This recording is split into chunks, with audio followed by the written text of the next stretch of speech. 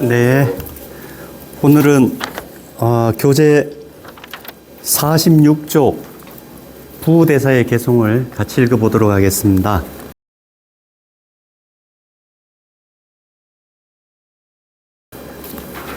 이 부대사는 중국 남북조시대 때 남조의 양나라에서 활동하셨던 분인데, 여기 보면은 부대사라고 하셨을 때에 부는 성씨입니다. 부씨입니다. 여기 뒤에다가 대사 그러는데, 우리 흔히 스님들, 큰 스님들 호칭으로 큰 대자에다 스승사자 쓰잖아요. 근데 그 대사가 아니고 요 한자가 다르죠.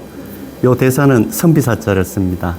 요 선비사자를 쓴 거는 요게 번역어입니다. 인도말에 마하사트바, 보디사트바란 말은 들어보셨죠? 보디사트바는 음력해가지고 보살 이래 음력을 합니다.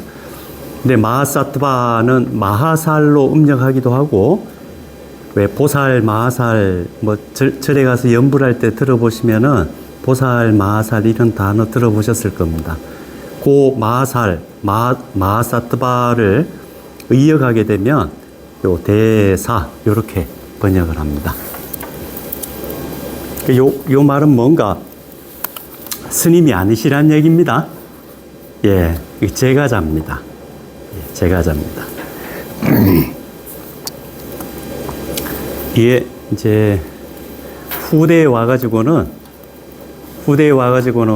보살이란 단어에 출제가를 다 포함해가지고 보살이란 단어를 사용했지만, 초기에 보살이라는 단어, 초기에 대사라는 단어는 주로 제가자들한테 붙여졌습니다. 예, 그렇습니다.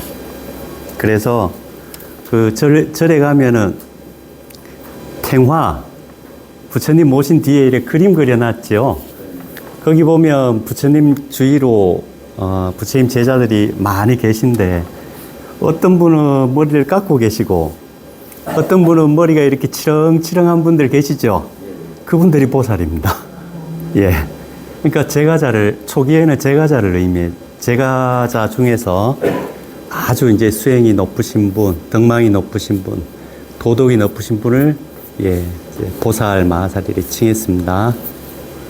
근데 후대 오면은 보살이라는 용어가 출제가와 상관없이 수행의 단계가 무르익은 사람들을 통칭하는 말로 쓰이고 있죠. 예. 이분 개송이 유명합니다. 한번 보겠습니다. 야야포 불면이요 조조 황공기라 기좌에 진상수하고 어묵에 동거지하나니 서모 불상사라 여신영 상산이 욕식 불거처와 지저 어성시로다. 요런 개송을 남기셨습니다. 해석하면은요, 야야, 이거는 밤이면 밤마다 유행가 가사에 나오는 그겁니다. 예. 밤이면 밤마다 포불면이요. 부처님을 꼭 끌어안고 잠이 들고, 잘 썼죠. 조조 아침이면 아침마다 환공기라. 요 이제 부처님이 생략된 거죠. 다시 부처님과 함께 일어나네. 기좌에 앉거나 서거나 진상수하고, 진이라고 하는 건 군대가 주둔하는 것을 진거랍니다. 또 그 군대의 우두머리를 진거랍니다. 우두머리라는 말은 주인이 된다 이런 뜻이죠. 앉고 석은 진, 주인이 되어서 항상 수 따라다니고 함께한다는 겁니다. 함께하고 어묵에 동거지하나니, 내가 말할 때도 내가 침묵할 때도 이런 나와 함께 머무나니, 그러니까 내가 움직일 때도 같이 따라 움직이고, 내가 가만히 있으면 또 같이 가만히 머무신다는 겁니다. 주어는 부처님이죠. 여기에 대한 이제 궁금증이 자꾸 생기는 겁니다. 섬호 불상리라, 섬호, 아주 가는 이거 추호라고도 표현하죠.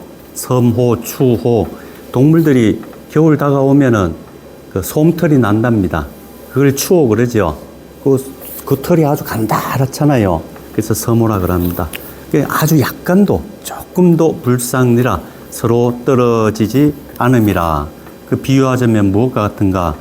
여신형 상산이 비유하자 그러면은 그림자하고 몸하고 떨어진 적 있습니까? 이건 분리될 수 없는 거죠. 이것과 비슷하다는 겁니다. 예, 상사 비슷하나니 욕시 불거쳐. 그럼 그 대체 그 부처님이 어디로 가셨습니까? 늘 함께 한다 그랬잖아요. 그렇죠? 늘 함께 한다 그랬습니다. 관음신보살님, 부처님 어디 계십니까? 대부분 사람들이 몰라요. 그렇죠? 어디로 간 줄 몰라요. 그래서 어디 있는 줄 모른다고요. 그래서 어디 딴 데 있는 줄 아니까 욕식 불거쳐 부처님이 어디로 가셨는 줄 아는가? 그걸 알고 싶은가? 자문자답하는 겁니다.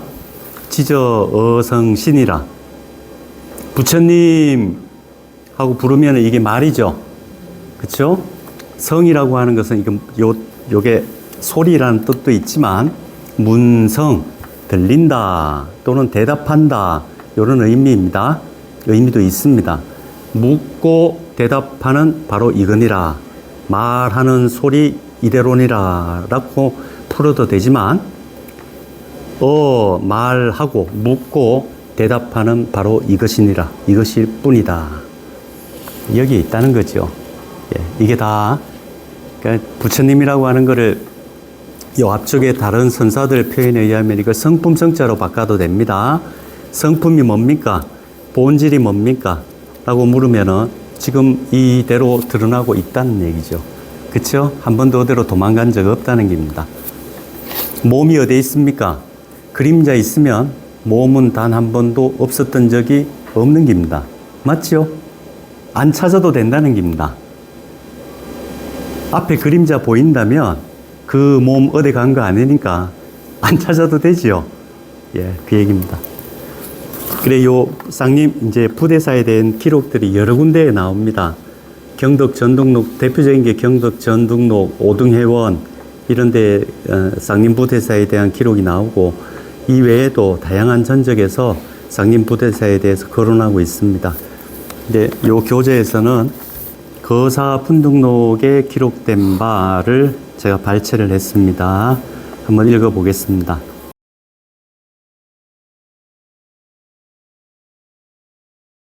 부대사, 이 부대사는 후대에 미륵의 화신으로 존경받았습니다. 보살 중에 미륵보살 계시죠? 예. 선생님 미륵보살이라고 들어보셨습니까? 선생님 미륵보살 들어보셨습니까? 예. 미륵보살은 우리 불교 집안 안에서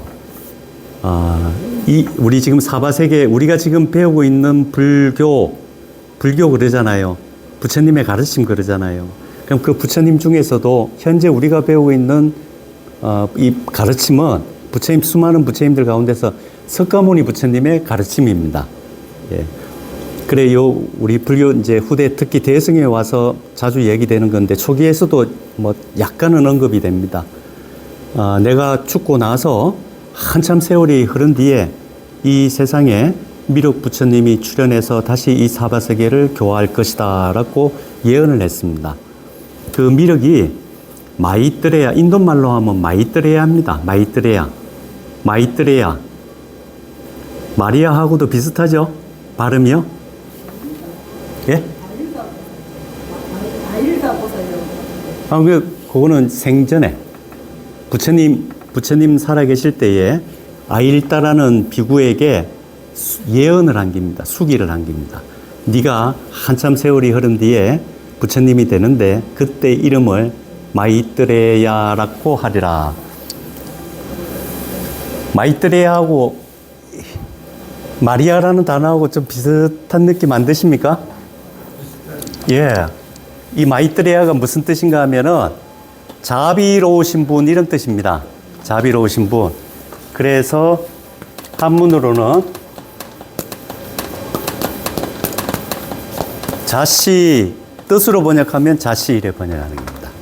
예, 이분이 미륵입니다. 마이트레야를 음력하면 미륵이고 의역하면 자씨 이렇게 번역을 합니다. 미래 보살.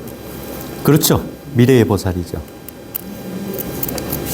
그래, 부처님이 되기 전에를 보살이라 그러거든요. 예, 그럼 지금 그 미륵은 어디 계시는가? 아직 부처님이 아닌 상태죠. 그래서 보살이라고 부르는 겁니다. 그분이 저 도솔천에 계신답니다. 예. 그래, 이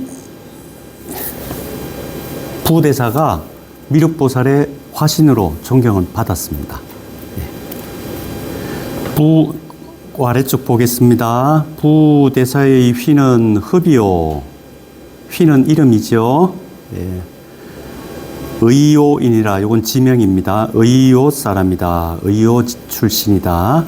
정축 5월 8일에 시생어 쌍림향, 시생어 쌍림향 부선자가 하니라. 쌍림향, 그러니까 쌍림이라는 게 지명이죠. 예, 쌍림향이라는 곳에 부선자, 이 아버지 성함이 되겠죠. 부선자 집안에서 시생, 태어남을 보이셨다. 예, 태어나셨다. 연 16에 나이 16에 취유씨여 하니 유씨 집안 딸을 취 아내로 맞이하였으니 명은 묘강이요. 그 아내의 이름은 묘강이요. 생이자하니 아들 둘을 낳았으니 그 두 아들은 누구인가? 보건, 보성이라. 보건과 보성이었다. 회유 천축성. 천축이란 말은 인도를 천축이라 그럽니다. 예. 그래, 인도가 땅덩어리가 크잖아요. 그리고 이거를 인도를 고래로 5지역으로 분류하는 분류법이 있었습니다. 그러니까 동인도, 서인도, 중인도, 북인도, 남인도 이렇게 땅덩어리가 크니까요. 이 5개를 합해서 오천축 요래 표현합니다. 왕오천축. 그래서 왕오천축국전이 그래 나온 겁니다. 왜 오자를 썼을까? 안 궁금하셨습니까? 왕자가 간단한 뜻이잖아요. 예, 인도가 커서 이래 옛날부터 5개로 분류했기 때문에 오천축 이래 부릅니다. 근데 원래는 인도를 천축이라고 불렀는데 후대에 오게 되면 중국에서 이 인도뿐만이 아니라 서역, 흔히 왜 우리 뭐라고 부릅니까? 실크로드 그 길목에 있는 나라들도 많잖아요. 거기까지 다 통틀어서 천축이라고 불렀습니다. 그래서 중국 사람이 아닌 이역, 서역에서 스님들이 오면은 천축성 이래 불렀습니다. 그래, 이건 만났다는 거죠. 어떤 사람을 만났는가? 천축에서 온 스님, 숭두타. 예, 숭은 성이겠지요. 숭시 두타. 두타는요, 고행을 철저히 하는 스님들을 일컫는 단어입니다. 원래 두타라고 하는 거는 두탕카 그래가지고요.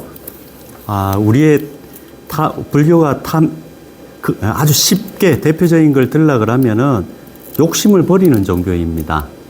예. 근데 욕심이 잘 안 없어지잖아요. 그래서 욕심을 드러내는 방법으로 의식주를 의도적으로 박하게 하는 수행을 하는 스님들이 있었습니다. 이거를 두탕카를 한다고요. 예. 사는 것도 일부러 선택해서 외진 데 살고 사람 없는 데 살고 은둔자처럼요. 음식도 아주 조금만 먹고 또 거친 음식 먹고 옷도 다른 스님들은 이걸 이제 안거 끝나면 이걸 우람분절 하거든요. 우람분절에서 행해지는 대표적인 행사가 뭔가 하면 스님들한테 신자들이 음식도 푸짐하게 대접하고 인도는 그게 설입니다. 우리는 설이 겨울 가고 봄 올 때가 설이지만 인도 사람들은 그게 설이라고요. 우기 끝나면은 새로운 해가 열린다고 여기기 때문에 스님들한테 새 옷을 한 벌씩 이래 보시를 했습니다. 근데 이 두타행을 하는 분들은 새 옷을 안 받습니다. 그러니까 의식주를 일부러 박하게 하는 거죠. 이게 여기 숭시성을 가졌던 이 스님도 아마 그런 수행을 철저히 하는 분이셨나 봅니다. 그래서 두타라는 표현을 썼습니다. 예, 만났는데 그 숭두타께서 말씀하시기를 여로 나와 너는 비바시불소 발서라. 저 비바시 부처님 소 계시는 곳에서 발서 서원을 세웠던 사람이다. 이렇게 말했다는 겁니다. 비바시불은 요걸 과거 칠불 그러는데요. 초기 불교에서도 거론된 얘기입니다. 석가모니 부처님이 인류 최초의 부처님이 아니고 석가모니 부처님 이전에도 부처님이 계셨다라고 이야기를 합니다. 초기 불교에서도 그렇게 얘기합니다. 그 부처님, 석가모니 부처님 초기에, 이전에 몇 분의 부처님이 계셨는가? 초기 불교에서는 6분의 부처님이 계셨다고 얘기합니다. 그럼 석가모니 부처님은 7번째 부처님이 되죠? 그래서 이걸 칠불이라고 합니다. 앞쪽에 칠불통에 나왔죠? 그럼 최초의 부처님이 어떤 분인가? 비바시불입니다. 비바시불을, 이게, 비바시가 음력입니다. 이걸 의역하게 되면 연등불, 요래 의역을 합니다. 연등불 들어보셨죠? 예. 그러니까 최초의 부처님인 연등부처님 계신 곳에서 너하고 나하고 같이 서원을 세운 사람이다. 예. 아주 수행한 지가 오래됐다는 거죠. 석가모니 부처님도 어디서, 이건 이제 후대 경전에 나오는 얘기입니다. 미륵 부처님하고요, 후대 경전에 나오는 얘기입니다. 미륵 부처님하고 석가모니 부처님하고 똑같이 보살 시절에 연등 부처님 앞에서 똑같이 서원을 세우고 똑같이 수기를 받았답니다. 예. 너들 두 사람은 백겁이 지난 뒤에 이 사바세계에서 부처님이 되어서 명호를 너는 석가모니 부처님이라고 하고 너는 명호를 마이뜨레야 미륵이라고 하리라 이렇게 수기를 예언을 받은 겁니다. 근데 아직 미륵 부처님은 부처님 안 됐잖아요. 석가모니 부처님은 91급 만에 부처님이 됐다는 겁니다. 그럼 9급을 땡긴 거잖아요. 왜 9급을 땡겼는가? 자기 몸까지 바쳐가면서 예, 극도의 용맹심을 발휘해가지고 보살행을 닦았기 때문에 그 급수를 당겼다 하는 이야기가 후대 대승 경전에 나옵니다. 예. 그래서 이제 미륵보살은 이제 좀 9급 더 기다려야 되는 거죠. 요런 말이 다 이제 저기 미륵이라는 거를 깔고 얘기하는 겁니다. 예. 금 도설궁에 지금 저 도설궁에 미륵보살님의 본래 거처는 저 도설궁이죠. 예, 이 사바세계 이거를 하생이라고 합니다. 상생, 하생 그럽니다. 저 도설천에 계시다가 이 사바세계로 노려오는 것을 하생 그럽니다. 지금 도설천 궁전에 의발이 현재하니 바루와 가사가 현재 지금 거기에 있으니 그러면 이 바루와 가사는 어떤 바루와 가사인가? 석가모니 부처님께서 물려주신 가사와 바루입니다. 예. 하일 당왕가 언제 돌아갈래? 이런 묻는 겁니다. 예, 미륵이 저 도술궁에 있어야지 언제까지 여 사바세계에 있을래? 이래 말한 겁니다. 그래 임명 임수관영하니 그래 숭두타가 이 부대사를 만났는데요. 만나갖고 이런 얘기 하니까 믿기겠습니까? 당신 미륵인데 나하고 같이 저 연등불 계실 때 아득한 옛날부터 같이 수행한 사이인데 또 당신은 있어야 할 곳이 저 도술천인데 언제까지 이 사바세계에 있을랍니까? 이러니까네 이거 믿기겠습니까? 안 믿길 거 아닙니까? 그러면서 이 숭두타가 부대사한테 권한 겁니다. 임명 임수 관양하라 하니 그래서 권했다는 겁니다. 이렇게 해보라고 명이라고 했지만 권한 거죠. 명령하기를 임수 관영 네 물에다가 네 모습을 한번 이래 한번 비춰봐라 그랬다는 겁니다. 그래 비춰봤더니요.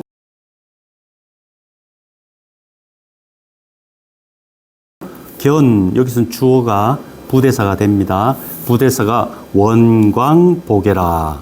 원광이라고 하는 것은 성자들한테 나타나는 특징 중에 하나죠. 이걸 뭐라 그럽니까? 등 뒤로 이렇게 후광이라고도 하고 그 환하게 빛나잖아요.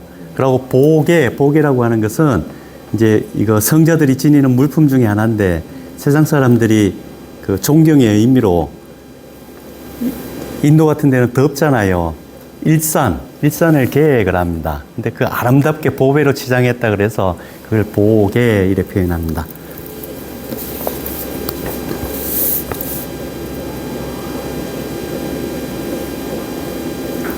그래 저 물에다가 네 그림자 한번 비춰봐라고 해서 봤더니요, 진짜로 자기 그 그림자 속에 자기 뒤에 이렇게 원광이 있고 또 거기에 막 그 보석으로 치장한 그런 보게 일산도 그 그림자 속에서 비이는 겁니다. 물 속에서.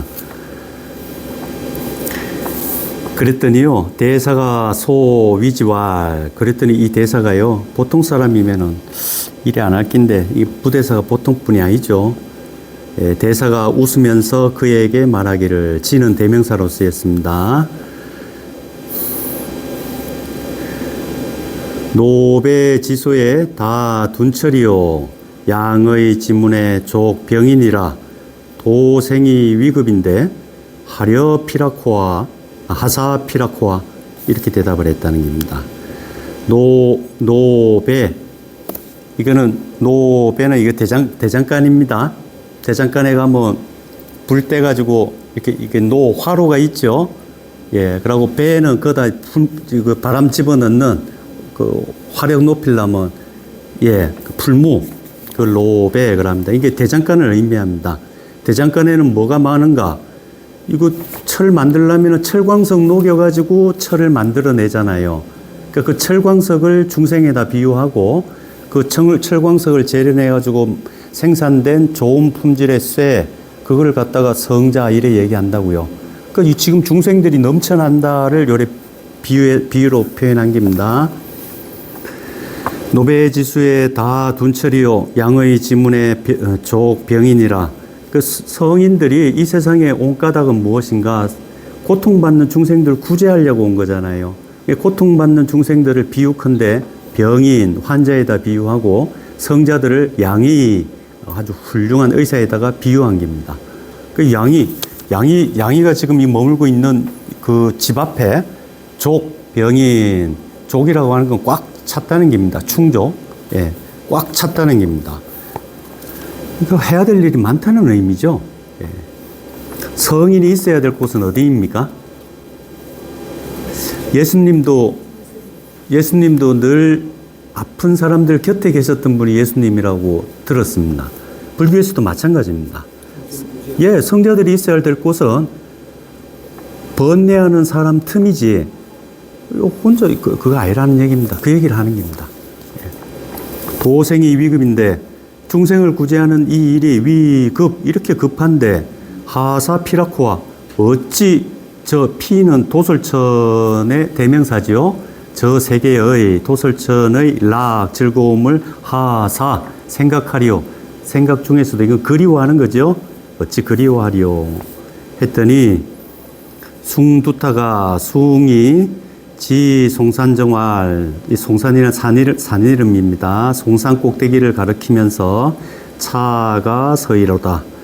이곳이 가서이 머물러 살만한 곳이다 라고 찍어줬다는 겁니다. 여기서 살라는 거죠.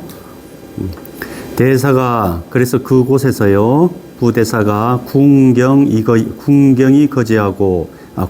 거지아니라 부대사가 직접 농사를 짓고 밭을 갈고 농사 짓는 거죠. 농사를 지으면서 그곳에서 살았다, 머물렀다. 상견, 석가, 금속, 정광, 이 부처님 이름들입니다. 여기서 나오는 부처님 이름들은 이제 아까 말씀드렸던 과거 칠불은 초기 불교에서 거론되는 거고, 후대 대승불교에 오게 되면 부처님들이 엄청나게 많이 등장합니다. 천불을 거론하고, 또 시간이 더 지나면은 과거 천불, 현재 천불, 미래 천불 해갖고 이 삼천불까지 그 이름이 나와 있는 경전이 있습니다. 삼천불명경 해가지고요. 거기에 보면 이런 부처님들 이름 다 나옵니다. 정광열애, 금속열애 다 나옵니다. 석가열애. 석가열애는 우리가 알고 있는 석가모니 부처님이죠.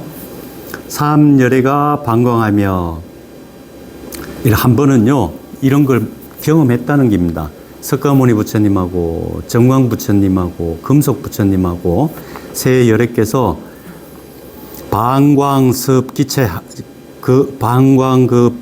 방광섭 기체하고는, 방광, 빛을 환하게 뿜으면서 섭 기체, 기는 부대사죠. 부대사의 몸을 습, 확 덮쳤다는 겁니다. 예. 대사가 내왈. 그래서 이런 걸 경험하고 나서는 이 부대사가 이에 말하기를 아득 수능엄정이라, 내가 수능엄정을 얻었다라고 말하였다.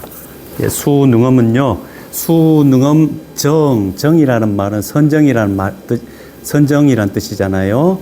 요거를 쌈마디를 음력하면은 삼매, 요렇게 음력하고, 뜻으로 번역하면은 요 정, 요렇게 번역합니다. 요거는 우리가 익히, 불교 공부를 좀 한 분들은 익히 들어보았을 겁니다. 수능엄 삼매, 이런 말 들어보셨을 겁니다. 예. 수능엄정이란 게 바로 요겁니다. 내가 비로소 수능엄경에서 말한 그 수능엄 삼매를 득 얻었다라고 선언했다는 겁니다. 그래서 수사전택하고 드디어 집과 논밭을 다 버리고 인 쌍도수의 창사야. 요 쌍도수 두 그루 나무를 인유해서 절을 지었다. 큰 나무 두 그루가 서 있는 그 인근에다 집을 지었다는 의미겠지요. 예.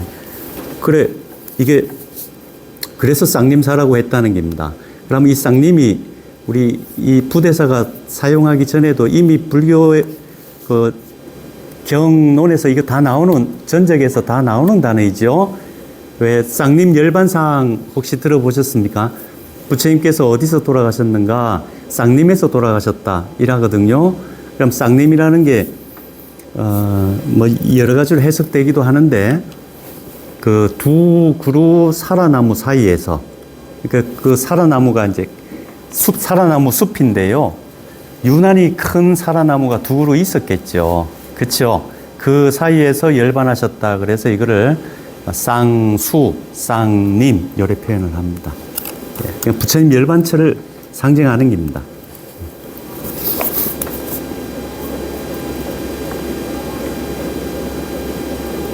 명활 쌍림이라, 그렇게 절을 짓고는 절 이름을 쌍림이라고 하였다.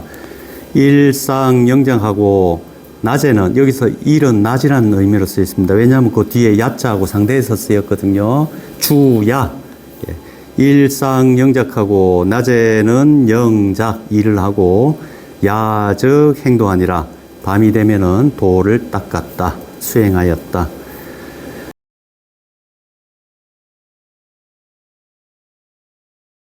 양무제 대통 6년 정월에, 양무제는 남북조 시대 그 양나라를 세운 그 무제죠. 이분이 아주 독실한 불교 신자였습니다. 그 연호를 대통이라고 썼습니다. 대통 6년 정월에 대사가 견제자 왕입니까? 예. 왕입니까? 네. 전왕 치서 무제하야. 부대사가 전왕이라는 제자를 파견해서 치서 무제에게 보내기를, 무제한테 편지를 써서 보낸 겁니다. 요 제자 시켜가지고요. 심부름 시켜가지고. 예. 했더니 태랑영 하창이 이문하고 앞에를 고 해야 되겠다. 문태제하고 그래 직접 일개 서민이 임금한테 편지 바로 전달할 수 있습니까? 불가능하지요. 거쳐서 가야 되잖아요. 예, 그래서 요 얘기가 나온 겁니다. 그러니까 요거는 이제 한 지방의 수령이 되겠지요. 태락이라는 지방의 령인 하창은 이제 이름입니다. 하창이라는 사람이 그 편지를 이문 왕에게 이런 사람이 임금께 편지를 보냈습니다 하고 고한깁니다. 이문 들려주었다. 예, 왕한테 말씀드린 거죠. 했더니 무제가 여기 생략됐습니다. 그 편지를 읽고는 거견 조영하니라. 예, 단박에, 그는 단박이라는 의미입니다. 단박에 견, 사신을 파견해서 조영, 조는 조서지요. 예, 그냥 말로 하는 게 아니고 정식으로 편지, 글까지 임금이 조서를 내려가지고 초청한 겁니다. 예, 이건 제대로 초청한 거죠. 그래서 이건 정식 왕의 사신이 파견된 겁니다. 그래서 부대사가 기지에, 예, 부대사가 왕궁으로 왔는데 이미 도달함에 대사가 그 부대사의 행색이 어땠는가? 성관유리에 피보복 이견하니. 관을 썼는데요. 제가자라 그랬잖아요. 제가자니까 관을 쓴 겁니다. 출가자라면 안 썼겠죠. 여기 성관이라고 하는 건 칠성관의 줄임말입니다. 칠성. 그 도사들이 쓰는 모자를 칠성관 이렇게 부른답니다. 그리고 유리. 유생들이 신는 신발이 따로 있었나 봅니다. 저는 잘 모르겠는데요. 그러니까 머리에는 도사들이 쓰는 모자를 쓰고 신발은 유생들이 쓰는 신발을 신고 또 입은 옷은 불제자들이 입는 옷을 탁 걸쳤다는 겁니다. 그런 모습으로 이견 이런 모습으로 아련하니 제가 문호대 무제가 묻기를 불야 당신 불교 신자입니까? 당신 불교도입니까? 대사가 묵지관하고 그래 물었더니 대사가 대답은 안 하고요. 침묵하면서 손가락으로 이 관을 딱 가리켰다는 겁니다. 당신 불교도입니까? 했더니 관을 딱 가리킵니다. 뭐 썼습니까? 이거 도사들이 쓰는 거잖아요. 이거 도가를 상징하잖아요. 그래서 또 황제가 물었습니다. 도야, 당신 도가 사람입니까? 했더니 우묵지리 하며 이번에 신발을 떡 가리키고 유자들이 신는 신발이라 그랬죠. 예, 유생들이 신는 신발. 또 우문호대 유야, 그러면 당신 유생입니까? 신발 이제 유생들 신는 것이 당신 유생입니까? 이랬더니 묵지 가서라. 예, 침묵하면서 입은 옷. 불제자들이 출가 수행자들이 입는 옷을 가사 이래 부르죠. 예. 문호대 종내로 사사하인가 종내로 예, 이때까지 예전부터 이때까지 이게 종내죠. 예, 여지껏 사사하인가 어떤 사람을 스승으로 섬겼는가 어떤 사람을 스승으로 모시고 공부했는가 이래 물었습니다. 했더니 부대사가 말하기를 종무소종이요.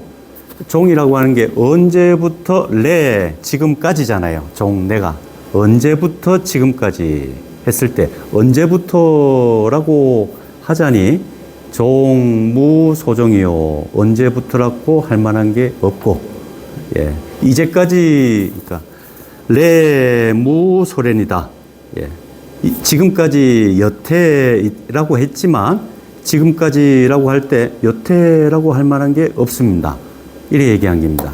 시간으로 봐서는 언제부터 지금까지지만 이거를 시간과 공간 두 가지를 흔히 거론하잖아요. 큰 기준점 중에 시간으로 보면 언제부터 지금까지고 공간으로 보면 어디에서 여기죠. 그렇죠? 이걸 공간의 개념으로 바꿔서 하면 훨씬 이해가 쉽습니다. 어디서 여기까지 이렇게 이해하면은 어디라고 하자니 어디라고 할 만한 게 없고 여기라고 하자니 여기라고 할 만한 게 없습니다. 예, 그게 그거죠. 예. 아이고, 우리 선생님이 참 금방금방 알아들으시는 것 같아요. 사사역인이다. 그것뿐만이 아니라 어떤 사람을 스승으로 섬겼습니까? 했는데 그 스승이라고 할 만한 것도 스승이라고 말하지만 스승이라고 할 만한 자는 없습니다. 이랬죠. 이거 고분님, 최고문님, 이거 어디서 많이 들어본 얘기 아닙니까? 금강경에 나오는 얘기 아닙니까? 금강경이 내도 이 얘기하죠. 반야바라밀은 즉비 반야바라밀은 심연바람입니다.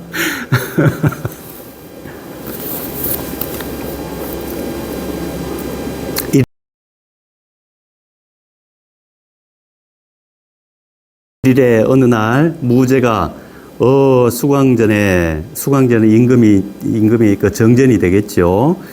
예, 이 양무제가요 치의 황제라 그랬습니다. 세상 사람들한테 불려지기를. 당시에 스님들이 검은 옷을 입었답니다. 그래서 치의라는 게 그 스님, 불교 출가 수행자를 상징하는 단어입니다. 치의가. 그 책 중에 혹시 치문이라는 책 들어보셨습니까? 치문. 예, 그 치문도 이어서 나온 거죠. 예, 스님들이 치의를 입으니까 치문. 검은 옷을 입은 사람들이 사람들의 입문서 이런 뜻입니다. 예, 수행자들의 입문서, 스님들의 입문서 이런 뜻이죠. 예, 그 정도로 불교를 숭상했습니다. 양무제가요. 그래서 수광전에서 가항 금강경한데 금강경을 강의하였는데 성사가와 여기서 성스러운 스님, 사는 스님으로 하면 됩니다. 스승이라기보다는 성스러운 스님이 말하기를. 그럼 성스러운 스님은 누구인가? 당시 양무제의 스승인 보지선사입니다.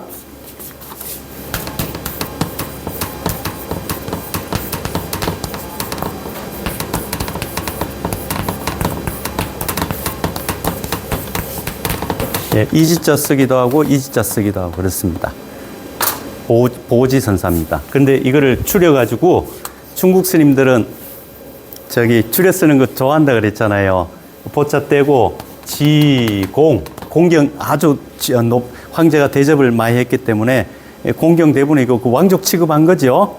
예, 지공, 기록에는 지공이란 단어로 훨씬 많이 쓰입니다. 예. 근데 지공이 우리나라 불교사에서도 왜 지공 스님 들어보셨죠? 예, 그 스님은 다릅니다. 가르칠 지자에다가 빌공자 이렇게 씁니다. 그리고 요 지공 할 때 요 공은 본명이 아니고 덧붙여지는 호칭이죠. 예, 그걸 좀 다릅니다.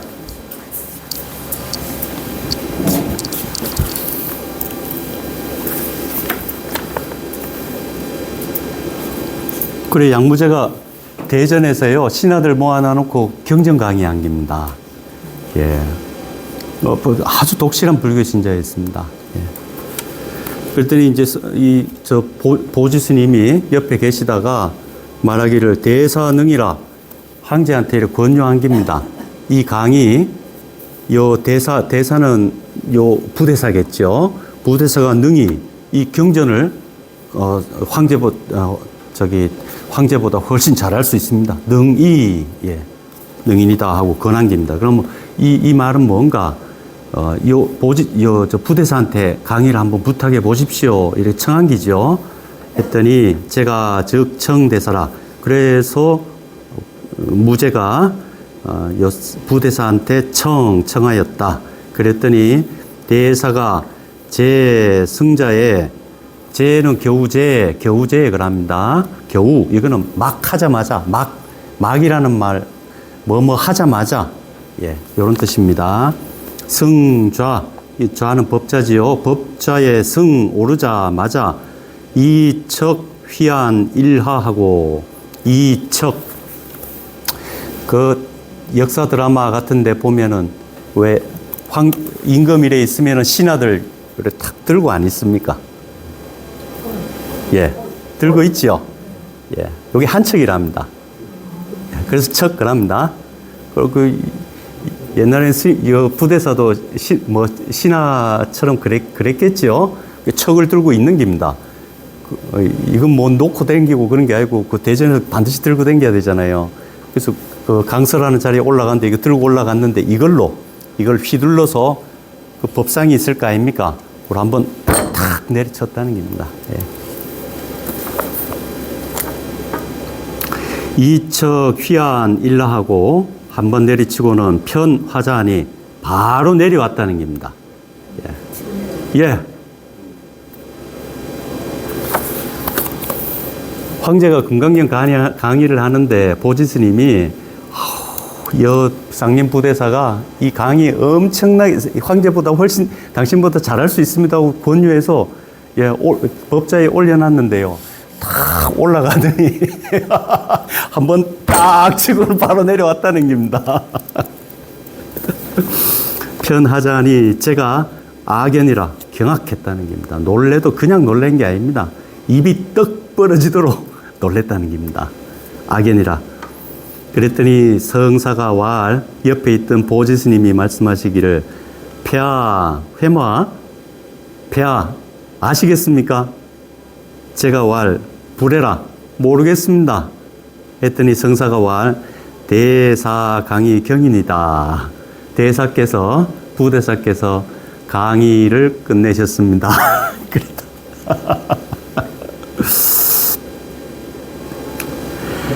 그 뒤에도 나오는 내용이 있는데 제가 생략했습니다. 세수 72에 후 7일 과유 법맹상인하야 직성 미륵상급 구유 종래하야 유진 감소하고는 수유 불견하니라. 요거는 이제 지금 생략이 됐는데요. 그 생략된 내용을 제가 대충 추려서 말씀드리자면은 돌아가실 때가 됐답니다. 여기 뭐 세수 72 돼 있죠. 예. 돌아가시기 전에 이거 수행 많이 한 분들은 다 자기 죽음 예견하고 준비를 거의 다 하십니다. 기록 읽어보니까 그렇더라고요. 예. 이 부대사도 내가 조만간에 내가 생을 마칠 거다. 이 제자들한테 미리 얘기한 겁니다. 근데 내 죽거든. 바로 매장하지 말고 좀에 기다려라. 한 스님이 찾아와가지고 내 장례를 제대로 주관할 테니까 그 한 스님이 오기 전까지 나를 장례 치르지 말라 그랬답니다. 예. 그 다음 얘기가 바로 이겁니다. 예. 그 예언한 대로요. 세수 72에 후 7일. 예, 그때가 이제 말씀하시고 나서 일주일 뒤죠. 돌아가신 지 일주일 뒤에. 예. 세수 72, 요거는 종후 7일, 사후 7일, 요래 되겠죠. 돌아가신 뒤 7일에 과연 유 법맹상인, 상인은 스님들을 부르는 호칭 중에 하나입니다. 상인, 훌륭하신 분 해가지고 상인이라고 부릅니다. 법맹, 이건 이름이죠. 법맹이라는 상인이 있어. 과연 그 스님이 뭘 가지고 왔는가? 직성 미타상, 수를 놓은 겁니다. 예, 천에다가 수로 아미타 불상을 수놓은 겁니다. 여기 직성 미타상입니다.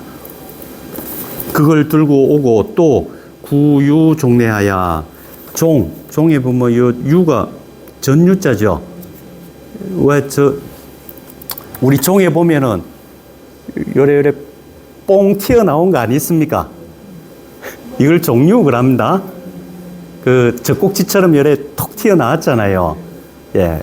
요게 9개 있다 그래서 구유종이라 그럽니다. 이걸 들고 왔다는 겁니다. 이걸 들고 와가지고 유진, 이건 안치했다는 거죠. 어디에다가 감소, 부대사, 옛날에는 감실이라고 해가지고요. 스님들 돌아가시거나 그러면은, 예, 암벽 같은 데를 요래 파가지고, 작은 굴처럼 파가지고 모시잖아요. 이걸 감실이라 그럽니다.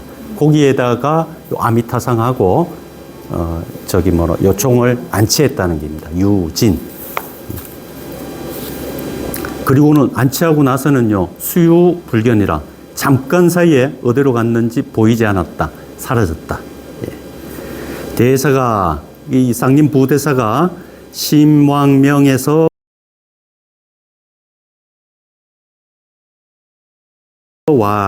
부대사가 남긴 개송이 여러 개가 지금도 전해지는데요. 그 중에 제일 대표적인 개송이 심왕명이라는 글이 지금도 전해져 오고 있습니다.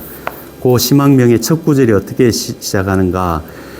관심왕공하니 현묘난측이라. 관심왕공으로 되어 있는 데도 있고요. 다른 찾아봤더니 전등록이나 경덕 전등록이나 오등회원 같은 데는 관심공왕 요래 되어 있습니다. 예. 관심, 여기서 심은 우리한테 이렇게 분산하게 일어나고 있는 마음, 이걸 의미하는 게 아닙니다. 근본 마음을 얘기합니다.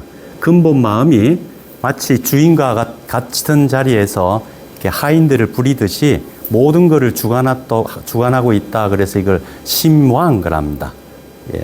그러니까 이 심왕이라고 칭해질 때의 심은 이렇게 분산한 번뇌에 사로잡힌 마음이 아니죠. 그러니까 이 앞쪽에 비유해 들자 그러면은 그림자는 막 다양한 그림자가 나타나잖아요. 지금 이 순간에도 어느 방향에서 빛이 비추냐에 따라서 그림자는 짧게도 길게도 바르게도 삐뚤어지게도 나타날 수 있잖아요. 그렇죠? 이 그림자에 해당되는 것은 우리에게 일어나는 번뇌와 같은 마음을 비유하는 겁니다. 그러면 심왕 할 때 그 심은 왕의 자리에 있는 마음은 이 몸과 같은 마음을 심왕 그럽니다. 이거는 그대로 있잖아요. 꿈쩍도 안 하잖아요. 그렇죠? 그래, 그게 공하다는 겁니다.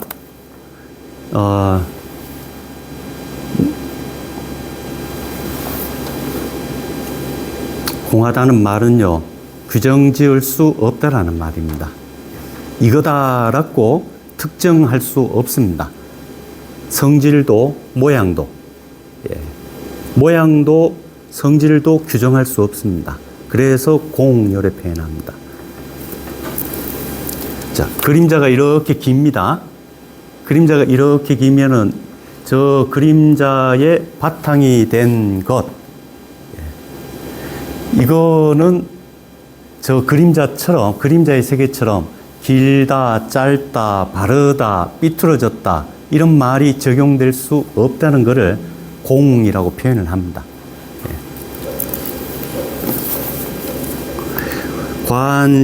관심왕 공하니, 이 심왕이 공한 것을 관찰해 보니 현묘 난측이라. 아득하고 오묘하여 난측, 예상할 수가 없구나, 또는 측량할 수가 없구나. 예. 이거를 후대에 오면은 똑같은 의미인데 다른 용어로 흔하게 쓰는 단어가 있죠. 예. 진공묘유. 진녀는 공한데, 공하다고 해서 이게 아예 없다는 게 아니죠. 그렇죠? 규정 지을 수 없다는 겁니다.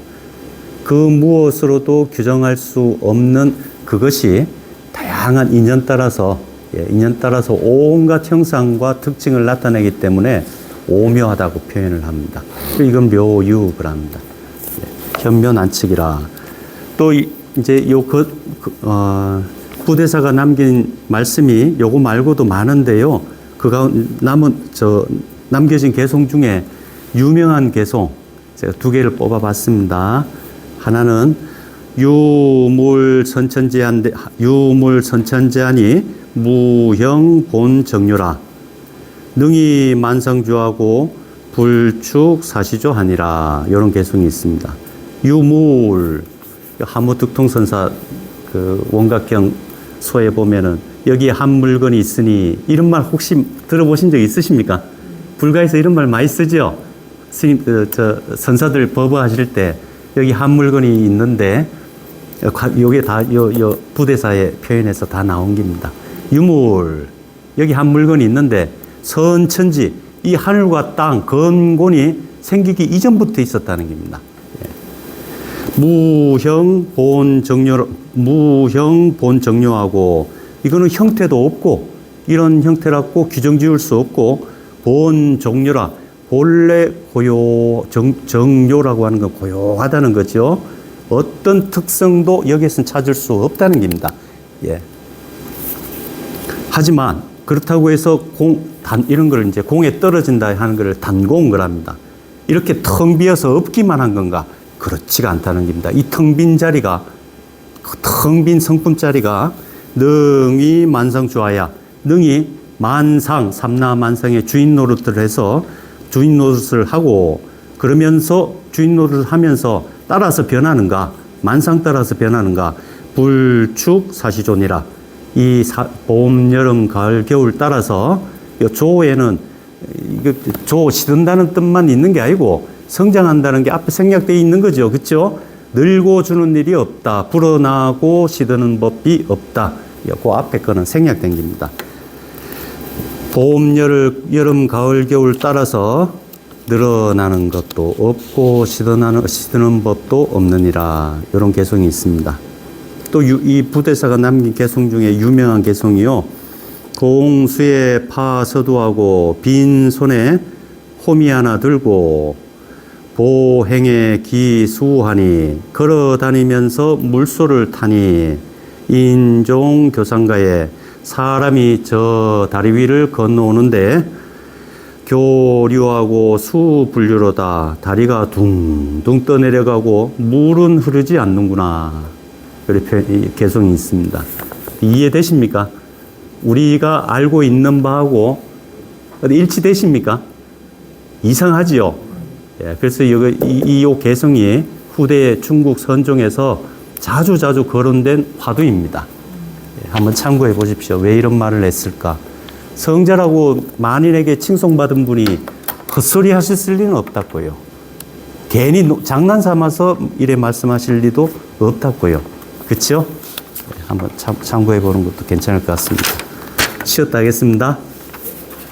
이것도 세월이 지나니까 얼추 시간이 이제